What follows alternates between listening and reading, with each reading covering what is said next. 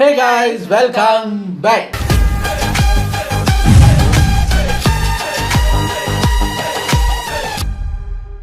எனக்கு நம்ம title tax ரொம்ப நாளைக்கு அப்புறம் அந்த சேனல்ல இருந்து ஒரு தம்ப்நெயில் பார்த்த உடனே நல்லா இருக்கே அப்படின்னு கொண்டு வந்துட்டேன். தம்ப்நெயில் பார்த்தீங்கன்னா நம்ம ஏஆர் ரஹ்மான் சாரும் ஹாரிஸ் ஜெயராஜ் சாரும் இப்படி கட்டி பிடிச்சிட்டு இருக்கிற மாதிரி ஒரு ஏஐ ஃபோட்டோ தான்.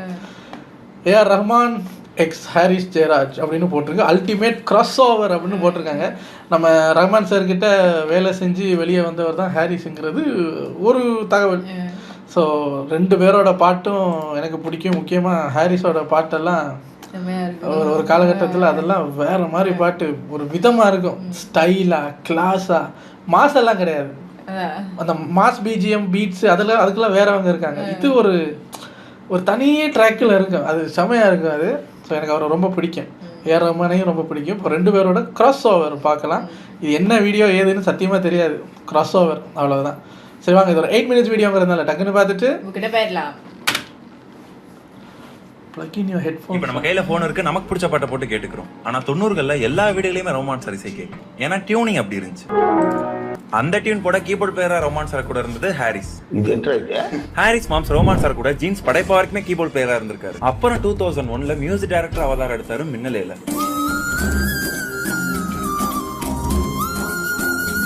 மியூசிக் கம்போசர் ஆனது இசையை ரசிக்கணுன்ற ஒரு விஷயத்துக்கு அந்த பாடல்கள் ரொமான்ஸ் சாருக்கு ரொம்ப பிடிச்சிருந்தது. எனக்கு அந்த வசீகரம் ரொம்ப பிடிக்கும். ஸோ 2000ல இருந்து உங்க கோல்டன் பீரியட்னே சொல்லலாம். மாத்தி ஹிட்ஸ் கொடுத்துட்டு அதுல நம்ம ரஹ்மான் சார் 2009ல ஆஸ்கர் வாங்கிட்டு வந்தாரு. அந்த விஷயம் ஹாரிஸ் சாருக்கு ரொம்ப மகிழ்ச்சியா இருந்தது. நான் அதிகப்படியா சந்தோஷப்பட்டது அவர் ஆஸ்கார் எடுத்த அன்னைக்கு தான். ஹாரிஸ் சாரோட எவர் கிரீன் ட்ரெண்ட்ல இருக்கிற ஆல்பம் ஜிவிஎம் கூட. ஜிவிஎம் ஹாரிஸ் காம்போல மிரட்டி விட்டுருவாங்க. அலண்டு போயிட்டேன். 85 சாங்ஸ்ல ஹாரிஸ் கம்போஸ் பண்ணது 45 எல்லாமே ஃபர்ஸ்ட் டியூன்ஸ். ஜிவிஎம் அவரோட ஃபர்ஸ்ட் 5 ஃபிலிமே ஹாரிஸ் சார் கூட தான் பண்ணியிருப்பாரு. 2010ல தான் ரஹ்மான் சார் கிட்ட போயிருப்பாரு விடிவிக்காக. அப்போ ஸ்டூடியோல ரஹ்மான் சார் சொன்னது, ஃபர்ஸ்ட் கம்போசிஷன்ல உட்காரும் போது அவர் ஹாரிஸ் பத்தி மட்டும் தான் பேசினார். இவங்க ரெண்டு பேருக்குள்ளேயும் நல்ல நட்பு, ஒரு அண்டர்ஸ்டாண்டிங் இருக்கு. இந்த லெஜெண்டரி மியூசிக் டைரக்டர்ஸ் நமக்கு வேற ஜானர்ல குவாலிட்டி மியூசிக் மேஜிக்கலா கொடுத்தாங்க. அதனாலதான் மியூசிக் இப்போ வரைக்கும் நின்னு பேசுது.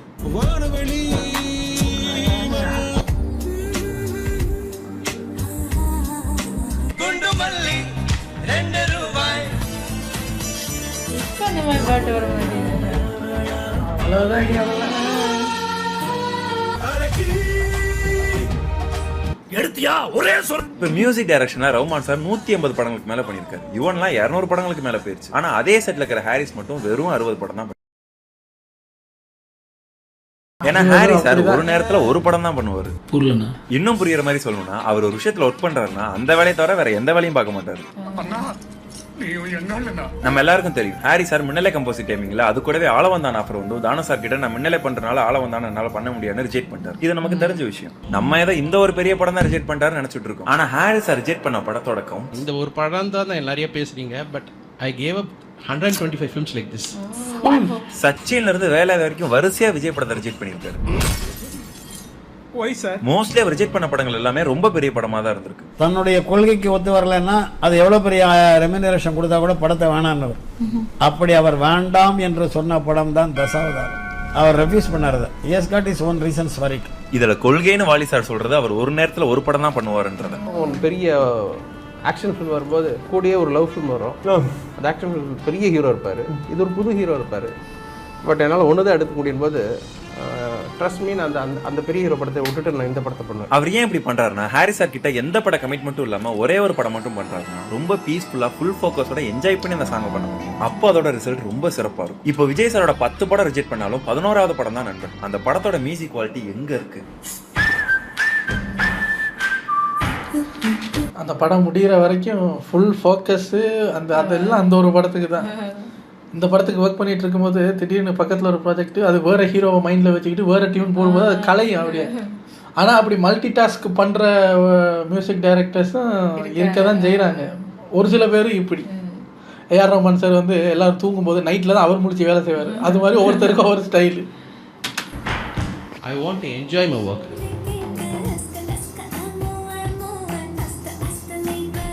பார்க்குற வேலை ரொம்ப ப்ரெஷராக இருக்கக்கூடாதுன்னு ஹாரிஸ் சார் பேட்டர்ன் இருக்கு. Creation is enjoy. இங்கே ஒரு பாட்டு, அப்புறம் அங்கே ஒருத்தர், அப்புறம் கீழே வெயிட் பண்ணிட்டு இருக்கார் சார், மேலே ஒருத்தர் வெயிட் பண்ணிட்டு இருக்கார், ஐயோ அது பனிஷ்மெண்ட் ஆகிடும். ஆனா அந்த பனிஷ்மெண்ட்டை ரஹ்மான் சார் ரொம்ப என்ஜாய் பண்ணி பண்ணுவார். ஏன்னா ரஹ்மான் சார் ஒர்க்கிங் ஸ்டைல் பேட்டர்னே ஒரே நேரத்தில் மல்டிபிள் ப்ராஜெக்ட்ஸ் பண்ணுவார். What's a word use? Multitasking. ஒரு ஜீனியஸ் இந்த விஷயத்தில் நான் பார்த்தது வந்து ரஹ்மான் சார். ஹோல் டே ஒரு பாட்டில் இருக்காரு, அப்படியே போட்டு ஒரு படிக்கட்டேறி மேலே போனால் மேல் ஸ்டுடியோ போவார். பார்த்தீங்கன்னா ஒரு ஹிந்தி படத்துக்கு இருக்கும், கம்ப்ளீட்டாக வேற ஒவ்வொரு மாடிக்கு ஒரு ஸ்டுடியோ வந்து இந்த பாட்டு முடிச்சோடனே ஃபோல்டரை க்ளோஸ் பண்ணி திடீர்னு ஒரு ஃபோல்டர் ஓப்பன் பண்ணா இஸ்ரேலி சிங்கருக்கு ஒரு அரபிக் ஆல்பம் ஒன்று பண்ணிருக்காரு வச்சுக்கோங்க. He would just get into it. அவ்வளோதான். ஒரு ரீல் சூப்பராக வாசிப்பார், கரெக்டாக தான் இருக்கான்னு நம்ம 2 hours கழிச்சு கேட்பாங்க. அந்த 2 hours வேற ஒரு கேட்பாரு, அதுக்குள்ளே நான் பிரிச்சிங்க அப்படிங்கிற மல்டிபிள் சாங்ஸ் ஒரே நேரத்தில் ஒர்க் பண்ணாலும் அந்த சாங்கோட குவாலிட்டி பீக். ரஹ்மான் சார் பண்ண இசையில் ரஹ்மான் சாருக்கே பிடிச்ச பாடலதுன்னு அவர்கிட்ட கேட்டா அவர்கிட்ட இருந்து வரப்போ நீங்க அண்மையில் இசையமைத்ததுல நீங்க ரொம்ப விரும்புகிற லைத்து செய்த இசையமைப்பு இது? நீங்களே கேட்குற ஒரு ஏஆர் ரஹ்மான் பாட்டு என்னவா இருக்கும்? அவர் சொல்ல மாட்டார். ரஹ்மான் சாருக்கு பிடிக்காத கொஸ்டினே அதுதான். Do you also have a thing about journalists and asking you a particular set of questions that you're tired of hearing now? Yeah, don't ask me which is my favorite song. Rahman sir 2000 songs மேலே compose பண்ணியிருக்காரு. எல்லாமே அவருடைய இசை தான். Songs தர அதே குவாலிட்டியில் OST track இருக்கும்.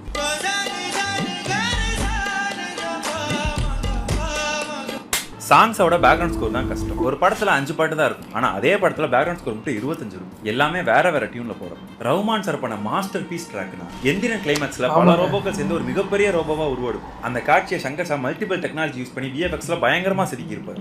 அந்த பிரம்மாண்டத்துக்கு மேலே ரஹ்மான் சார் ட்ராக் கொடுத்தாரு. அந்த கம்போசிங்ல ரஹ்மான் சார் எவ்வளோ பேக்ரவுண்ட் ஸ்கோர் வாச்சாலும் அந்த சீனோட உட்காருங்க. ஜஸ்ட் அந்த ஒரு ட்ராக்காக ரஹ்மான் சார் 3 இடத்துல ஒர்க் பண்ணாங்க.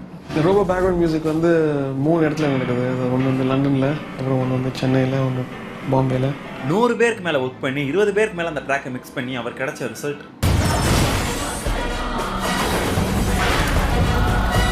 அவருக்கு பிடிச்ச பாட்டு வேணா யாருக்கும் சொல்லாமல் இருக்கும். எந்திரன் எல்லாம் FTFS நாங்கள் ஸ்ரீலங்காவில் பார்க்குறோம். அந்த கிளைமேக்ஸ் அந்த எல்லா ரோபோவும் அப்படியே ஒரு உருண்டையாக வந்து அப்படியே ஷூட் பண்ணிகிட்டே வரும். அப்புறம் அந்த ரோட்டில் ஓடி வரும். அப்போ எல்லாம் சங்கரை தாண்டி ஒரு படி ஏஆர் ரஹ்மான் சார் தான் மைண்டில் தெரிஞ்சார். ஏன்னா நான் ஒரு ஸ்பீக்கருக்கு பக்கத்தில் உட்காந்துருந்தேன்னா சும்மா அப்படி பார்த்து படம் முடியுது பா அந்த ஒரு பான்ற ஃபீலிங்கை கொடுத்தது வந்து விஷுவல்ஸுக்கு மேட்சிங் பண்ணியிருப்பார் மியூசிக்கில். அட்டாசம். ஆனால் ரஹ்மான் சாருக்கு பிடிச்ச பேக்ரவுண்ட் ஸ்கோர் இதுதான். That's one of my favorite portions in the background score.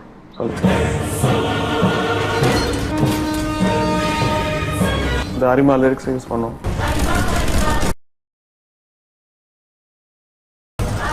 ஒரு நாளைக்கு 2 hour தான் தூங்குறோம்.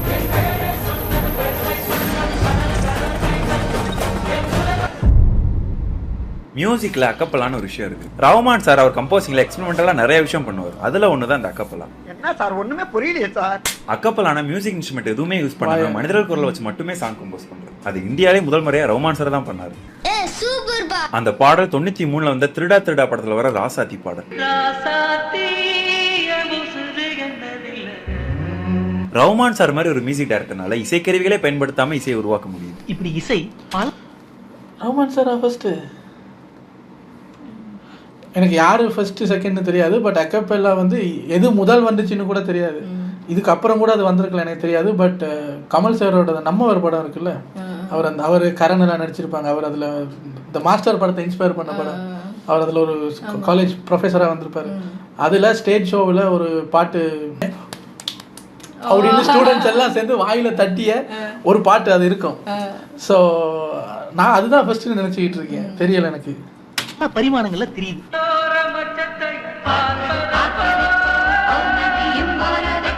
ரஹ்மான் சார் எக்ஸ்பெரிமெண்டலாக நிறைய சாங் கம்போஸ் பண்ணுறாருன்னா ஹாரிஸ் ஆட்டுக்கிற தனித்துவம் சவுண்டு, குவாலிட்டி சவுண்டு. வா நீங்கள் நல்ல ஹெட்செட்டில் கேட்கணும். ஹாரிஸ் சாருக்கு ஒலி ரொம்ப முக்கியம். அந்த ஒலி இன்ஸ்ட்ருமெண்ட்டை விட சிங்கர்ஸோட வாய்ஸ். ஒலி எல்லா சிங்கர்ஸ்க்கும் ஒரே மைக் செட் ஆகாது. ஒரு சிங்கர்ஸ்க்கும் வேற வேற மைக் சேஞ்ச் பண்ணுவார். ஆமாம், நான் ஒரு 30 மைக் வச்சு செக் பண்ணுவேன் ஒரு சிங்கருக்கு. பொதுவாக ஹாரிஸ் சார் சாங்ஸில் எந்த சாங்ஸ் எடுத்துக்கிட்டாலும் மல்டிபிள் சிங்கர்ஸ் பாடிருப்போம். ஆனால் வேற வேற லைன் கிடையாது, ஒரே லைன். இந்த சிங்கர் கிறிஷ் இருக்காருல்ல, அவர் சொல்லுவார் ஒரு மைக்கை இங்கே வைப்பாரா, அப்புறம் இங்கே வைப்பாரா, கிட்ட வைப்பாரா. ஏன்னா மைக்கு கிட்ட வந்தால் ஒரு சவுண்டு, பின்னாடி போனால் ஒரு சவுண்டு, அந்த டெப்த்து அப்படி இப்படின்னு சொல்லுவார். மற்ற மியூசிக் டைரக்டர்ஸ்ட்டை போய் ஒரு 1 hour 2 hours பாடிட்டு வந்துடலாம். இவர்கிட்ட போனால் மட்டும் 5-6 hours ஆகும். இங்கே வைப்பாரா அந்த மைக். அப்போ நான் யோசிக்கிறேன் மைக் பொசிஷனில் கூட விஷயம் இருக்குது. இல்லை அந்த டிரான்சிஷன் எங்கே நடக்குதுன்னே தெரியாத அளவுக்கு ஹாரிஸ் சார் மிக்சிங் இருக்கும்.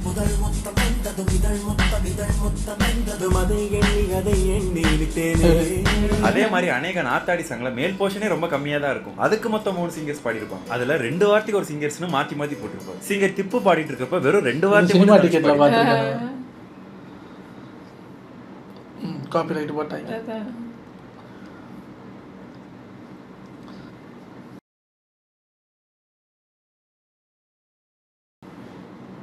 ஹாரிஸ் சார் ஏன் இப்படி பண்றாருன்னா பாடல்களோட தமிழ் வார்த்தை உச்சரிப்பு ஹாரிஸ் சாருக்கு ரொம்ப முக்கியம். ஸோ ஒரு பாடகர் வரும்போது எனக்கு தெரியும் அவர் என்ன மாதிரி உச்சரிப்பு, என்னென்ன வார்த்தைகள் அவர்கிட்ட நல்லா இருக்கு, எல்லாமே நல்லா இருக்கும். பட் சம்டைம்ஸ் எனக்கு வந்து ஒரு 18 வரி நல்லா இருக்கும், 2 வரி மட்டும் நான் நினைச்ச மாதிரி வந்திருக்காது. அதுக்கும் ஒரு singer range of the singer ஒன்று இருக்கு. அவங்களோட குரல் இல்லாம வேற ஒரு குரலுக்கு போயிடுவாங்க. ஓகே, இவரால் முடியாத குரல் ரேஞ்சுக்கு இன்னொருத்தருக்கு அங்கே தான் ஆரம்பிப்போம் ரேஞ்சு. ஸோ நான் அவரை வச்சு நான் அந்த இடத்த மட்டும் பேட்ச் பண்ணுவேன்.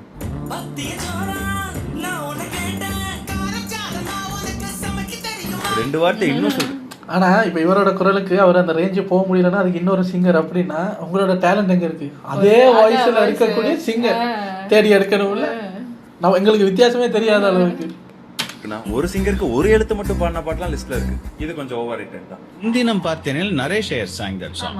அதுக்கு முன்னால் நான் தான் பாடினேன். சல்லடை கண்ணாக நெஞ்சமும் புண்ணான தே தே மட்டும் என் வாய்ஸ் இருக்கும். சல்லடை கண்ணாக நெஞ்சமும் புண்ணானதே. இந்த வீடியோ எடிட்டிங்ல நிறைய போர்ஷன் ஏங்க ஒரு வார்த்தை கூட பரவாயில்லைங்க, வெறும் தேக்கி மட்டும் இவர் வந்திருக்காரு. அது மட்டும் தான் நல்லா இருக்கு போல. சார் நான் பாடின பாட்டு இருக்குப்பா, பேர் இருக்குப்பா, எங்க சார் கேட்ட நல்லா கேளுப்பா. உன்னான தே சார் என்ன சார் தே மட்டும் வருது, அது மட்டும் வருதுன்னு சந்தோஷப்படுவேன் என்கிட்ட. ரஹ்மான் சார், ஹாரிஸ் மாம்ஸ் உங்க 2 பேருக்குமே தனித்தனி வீடியோ போடணும். ஆனா அதுல யார ஃபர்ஸ்ட் குக் பண்ணலான்றத கமெண்ட் பண்ணுங்க. அதை நாங்க கவுண்ட் பண்ணி யாரது அதிகமா இருக்கோ 6K லைக் வந்த உடனே அப்லோட் ஆகும். யாரை சொல்றது? 2 பேரும் வேணும். இதுல யாரை பெஸ்ட் சொல்லலாம்னா எனக்கு முடியாதுங்க, சொல்ல முடியாது. இதுல யாரோட பெஸ்ட்? ரெண்டுமே ஒரே விஷயத்துல 2 பேர் போட்டி போட்டா யாரு பெஸ்ட்னு கண்டுபிடிக்கலாம். இவர் ஒரு வேற மாதிரி, அவர் வேற மாதிரி இருப்பாரு. யாரு வேணாம், யுவன் அவரை போடுது. விஷ்டி சொல்லுது சண்டையே வேணாம், யுவன் சங்கர் ராஜாவை பத்தி போடுங்க. நான் சொல்றேன் சண்டையே வேணாம் சார், இளையராஜாவை பத்தி போடுங்க.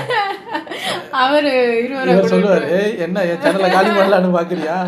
அவர் போட்டோ யூஸ் பண்ணக்கூடாது, மியூசிக் யூஸ் பண்ணக்கூடாது, பேரு கூட சொல்லக்கூடாது. யங் ராஜா. நல்லா இருந்தது வீடியோ, நைஸ். இந்த பிஜிஎம்லாம் கேட்கும்போது நல்லா இருக்கு. இப்போ ரீசெண்டாக கூட இந்த காதல் ரீசெட் ரிப்பீட்னு ஒரு படம் வந்துருக்கு போல இருக்கு, நான் இன்னும் பார்க்கல. அதில் ஹாரிஸ் ஜெயராஜ் தான் மியூசிக்.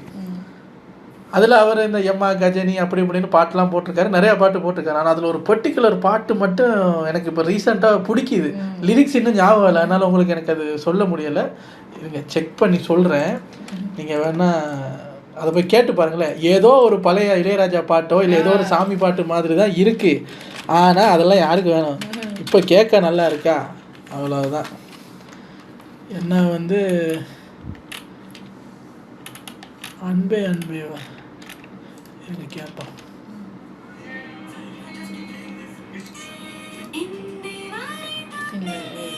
எதுவும் இல்லை. இந்த பாட்டுற பேர் உன் பார்வைன்னு நினைக்கிறேன்.